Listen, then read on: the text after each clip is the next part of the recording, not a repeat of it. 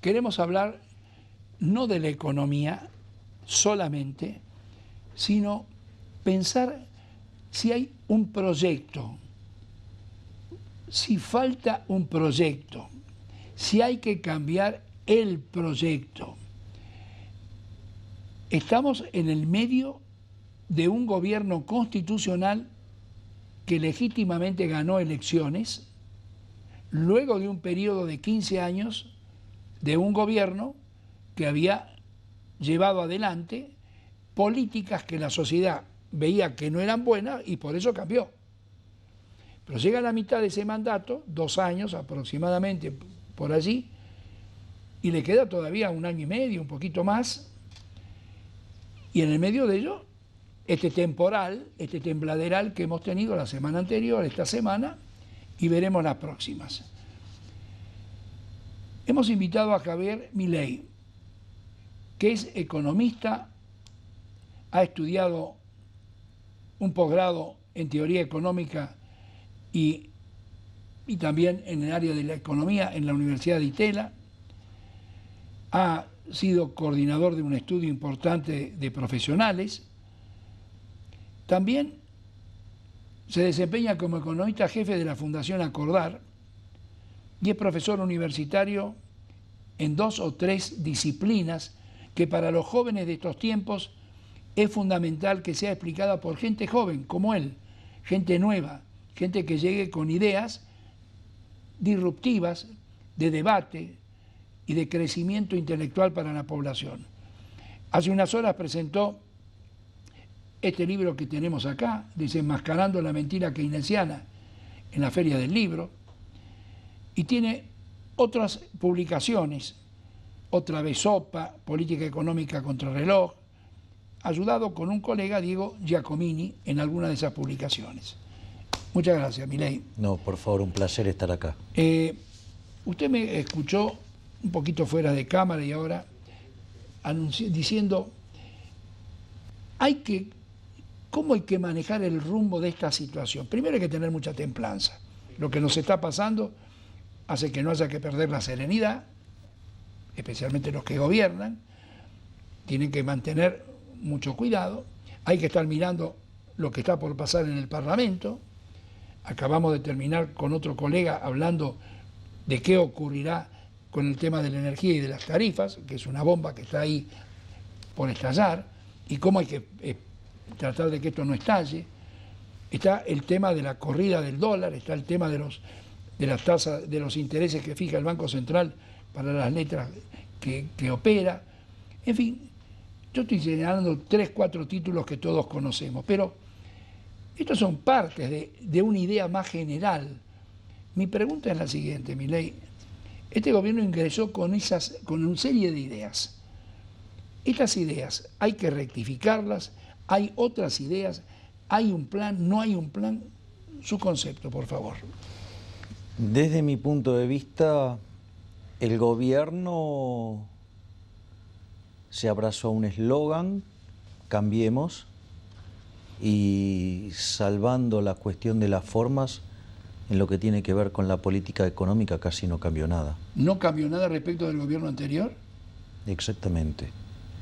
Entonces, lo único que modificó fue el discurso. Básicamente avanzó en medidas monetarias porque no tenía costo alguno sobre la corporación política, y hoy, cuando eso ya queda muy en evidencia y empieza a complicarse el escenario internacional, deriva en los problemas que estamos teniendo hoy. Está bien, pero de cualquier manera, usted dice, es casi similar a las ideas del gobierno anterior. El gobierno anterior daba la impresión que controlaba todo. En cambio, este gobierno da la impresión que da la libertad para todo, salvo lo que usted luego particularmente podrá hablar del Banco Central. ¿Controla todo y el gobierno? A ver, el gobierno no se ha corrido de la economía como era necesario. No ha hecho nada de las reformas estructurales necesarias para crecer. A ver, ¿La reforma energética no es una reforma estructural? y eso está mal hecho, además. Bueno, pero la está intentando. No, pero le hizo mal, ese es el problema. A ver, justamente usted estuvo recién con Daniel, que es un especialista del tema, y por ejemplo nosotros con Diego Giacomini en Política Económica contra el Reloj, hay uno de los apéndices que tiene más de 100 hojas, señalando cómo se tenía que hacer la reforma en el sector energético. A ver, concretamente el desfasaje que había en tarifas era 15-1. Nunca en la historia argentina había pasado semejante descalabro. O sea, con lo cual lo del kirchnerismo era deplorable. Sí, es cierto. Ahora, el punto es que además eso generaba 4,5 puntos de déficit fiscal en términos de PBI, se lo financiaba con emisión monetaria, se generaba inflación, golpeaba sobre los sectores más vulnerables de la población y castigaba el crecimiento económico. Es decir, ¿había que hacer la reforma? Sí. Ahora, el problema es el cómo. Hay un dicho que dice que cuando tu única herramienta es un martillo, te sorprenderá cómo todo se parece a un clavo. Y eso es el caso de Aranguren. Aranguren golpeó sobre una única variable, lo hizo gradual y mal. ¿Por qué? Porque el primer año corrigió el precio en un 400%, o sea, corrigió un tercio del desequilibrio, porque multiplicó por 5 las tarifas al subir las 400%, y no corrigió el desequilibrio porque todavía había quedado 2/3 del problema. Nosotros habíamos propuesto otra alternativa, que era la revisión completa de los contratos. Algo muy parecido, en realidad nosotros lo escribimos antes, que todo el conjunto de los exsecretarios de Energía, nosotros lo habíamos hecho antes, y básicamente lo que nosotros decíamos era que había que redefinir completamente los contratos. Entonces, en ese sentido, hablábamos de modificar los plazos de concesión, el plan de inversiones, el management fee, la política de endeudamiento, permitiendo que las empresas se endeudaran más, que ese nuevo endeudamiento contra inversiones tuviera, por ejemplo, garantía del Estado para bajar mucho más la tasa de interés y modificar la política de dividendos. Entonces, ¿qué era lo que pasaba? Usted está modificando todo el contrato y minimiza el impacto sobre los precios. Ahora, ¿había capacidad jurídica del Estado para modificar los contratos? Sí, claro, porque en realidad lo único que usted tenía que hacer era poner en caja lo que se llama ecuación económica financiera del contrato. Esto está contemplado dentro de los propios contratos. Entonces, ¿qué es lo que sucede? Y eso es lo que le da valor al contrato.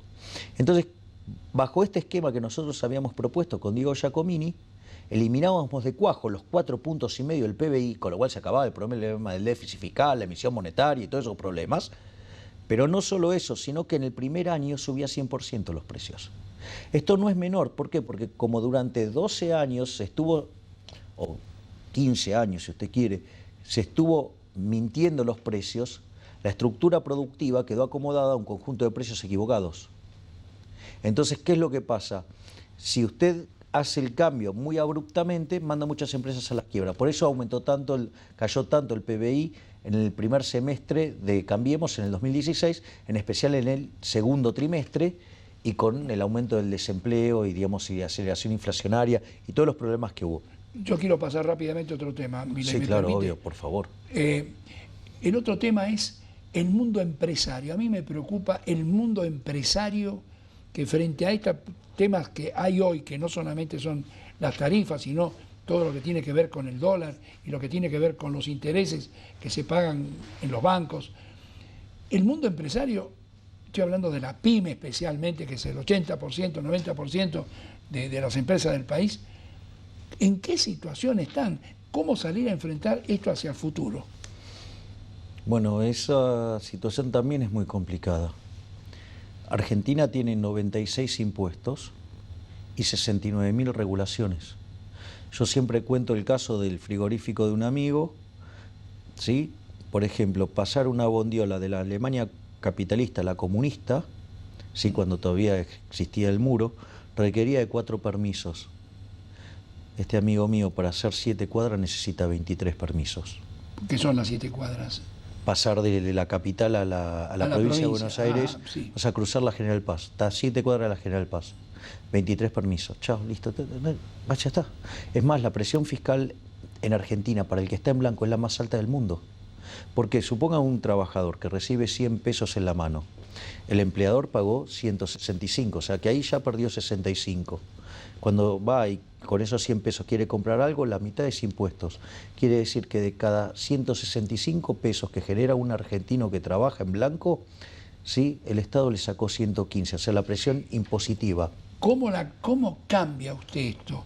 ¿Cómo cambia la presión impositiva frente al gasto? Usted tendrá que decir cómo ataco el gasto entonces. Bueno, de hecho la propuesta que nosotros hicimos con Diego Giacomini justamente constaba en eso, un programa de reducción del gasto público donde eliminábamos de cuajo los subsidios económicos, con este formato que le conté recién, eliminamos de cuajo la obra pública, yendo a un sistema de iniciativa privada a la chilena, eliminamos de cuajo... ¿Cómo es esa chilena, por El favor? sistema de iniciativa, es un sistema de iniciativa privada donde usted presenta un proyecto, digamos, entonces el gobierno se lo particiona ese proyecto y si el gobierno lo aprueba, le da garantías para que cubrir los ingresos mínimos, que implica cubrir el costo operativo y la carga financiera. Entonces, ¿qué es lo que sucede? El primer aporte lo hace el privado. Cuando el privado hace el primer aporte, o sea que si lo hace mal, perdió toda la plata y quiebra.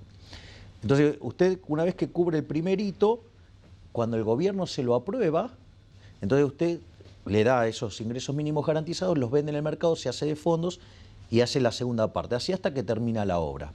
Entonces, si sale mal, el primero que pierde es el privado y quiebra. ¿Y a Chile le fue muy bien en esto? A Chile le fue excelentemente bien. Un solo proyecto se le cayó en toda la historia. ¿Y España?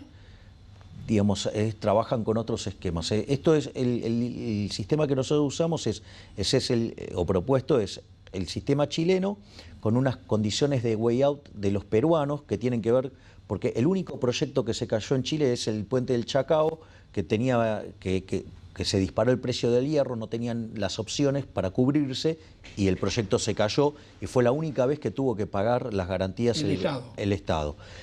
Pero estamos hablando de cientos de proyectos.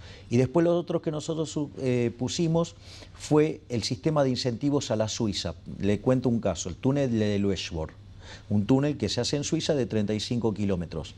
Es cierto que no es tan grande como el del San Gotardo, pero el del San Gotardo sí se duplicó la cantidad de tiempo esperado y se gastó muchísimo más, o sea, se triplicó el gasto. ¿Por qué? Porque cuando usted encontraba un problema en la montaña, el incentivo ¿cuál era? Incrementar los problemas porque pagaba el Estado por tiempo. Entonces, ¿qué hicieron, por ejemplo, en el caso del túnel de Luechborg? Le licitaron una puerta a una empresa y la otra puerta, o sea, la otra parte de la montaña, a otra. Y les pagaban por kilómetros hechos. Entonces, ¿Usaban la misma tecnología para hacer la obra? Usen la que quieran, Pero había que respetar las normas que había puesto Suiza. Bueno, a ver, si usted avanza más... El ancho del camino. No, eso sí, estaba diseñado el túnel. Pero usted tenía a una empresa acá y a la otra acá. Usted los pone a competir. Y usted cobra por cada kilómetro que avanza. Entonces, si usted no avanza, la otra empresa sí avanza. Bueno, tardaron menos años y además ahorraron más que proporcionalmente costos. ¿Única experiencia en el mundo o se repitió en otros lugares? Bueno, nosotros, se intentó hacer acá en Argentina, bueno, después los gobiernos no se pusieron de acuerdo, que es el caso del corredor bioceánico Aconcagua. ¿El que arrancaba en Brasil? No, el túnel, digamos, en Mendoza, que salía de Luján de Cuyo y llegaba a los Andes en Chile, un túnel de 52 kilómetros. Pero también se unía después a un proyecto... Sí, obvio, claro, quedaba unido a toda la red ferroviaria. La Corporación América había presentado un proyecto que arrancaba en San Pablo y terminaba en Chile, ¿no? Exactamente. Eso quedó trunco. Porque no se pudieron poner de acuerdo los gobiernos de Chile y de Argentina. Ahora, el gasto sigue siendo el gran fantasma que tenemos adelante. Bueno, fíjese, con esto, más la reforma del sistema previsional, originalmente este programa que nosotros hicimos con Diego Giacomini, no solo que no tenía costo social, o sea, solamente tenía costo sobre los delincuentes, para ser sinceros. ¿Cuál es la diferencia? El costo social y el costo del delincuente. ¿El delincuente quién es el que maneja la operación? A ver, vamos a ponerlo en estos términos. Si yo uso un sistema para hacer obra pública donde el dinero pasa por las manos de los políticos, que son muy porosas... Va a ser inevitable que pase por menos de los políticos. No, el sistema que nosotros diseñamos no toca en un solo peso. Pero de todas maneras hay un gobierno que toma las decisiones. Sí, pero la plata no le pasa por la mano. La plata la pone el mercado. Bueno, Cuando entonces, pasa eso, el problema es que no les gusta porque no pueden tocar la plata. Y ellos tienen las manos muy porosas. O, por ejemplo, eliminar las transferencias discrecionales a provincias, que tanto les gusta usar cuando vienen las elecciones. Entonces, ese programa originalmente rendía 12 puntos del PBI. Con esta fantochada del gradualismo, hoy rinde 9. Hoy, el déficit fiscal financiero de Argentina es más alto que el que tenía Kicillof. Y si yo tomo en cuenta los intereses que se generan en las LEVACs como consecuencia de los dólares que trae Caputo, que Sturzenegger los compra y que saca esos pesos de la calle para que no genere inflación, es muchísimo más alto. Y si yo tomo el déficit fiscal consolidado, estoy en 10 puntos del PBI, que sería el tercero más grande de la historia. Milei, hay una sensación de que cada vez que se habla del gasto público, hay una parte de la sociedad que cree que tiene que haber desempleo con el empleado público. ¿Esto es así o no es necesario o hay que tomar algunas medidas para quedarse con los mejores y buscar empleo para otros, para que no tengamos una ola de gente en la calle abandonada, ¿no? Bien, exacto. Bueno, fíjese, doctor, que yo acabo de describir un montón de partidas y en ningún momento toqué ni los planes sociales ni los empleados públicos. A ver, en todo el sector público, nación, provincia, municipios y entes autónomos, ¿sí? Hay 4 millones de empleados públicos. Debería haber por lo menos la mitad. Pero usted no los puede echar de un día para el otro porque eso genera un caos social. Lo mismo con los planes sociales. Entonces, eso no se puede tocar. Hay que generar Bien, empleo exacto. fuera del Estado. Bueno, por eso. Entonces, lo que nosotros hicimos, y que de hecho nosotros lo teníamos simulado en ese momento, con un modelo que se llama Jones Manueli, lo que nosotros mostramos es que si uno hacía la reforma fiscal y bajaba impuestos, porque eran 12 puntos del PBI que estábamos corrigiendo, permitía bajar, por ejemplo, eliminar los impuestos a las ganancias reinvertidas de cuajo. 0, si usted reinvierte, 0 de impuesto a las ganancias. Bueno, eliminar cargas sobre el trabajo. Bueno, todo ese tipo de cosas, si uno hacía esa reforma, eso generaba un shock sobre la economía que empezaba a crecer a ritmo del 9% per cápita. ¿Qué es eliminar cargas del trabajo? Y a ver, digamos, o sea, no puede ser que de cada 100 pesos que recibe el trabajador, el empleador pague 165.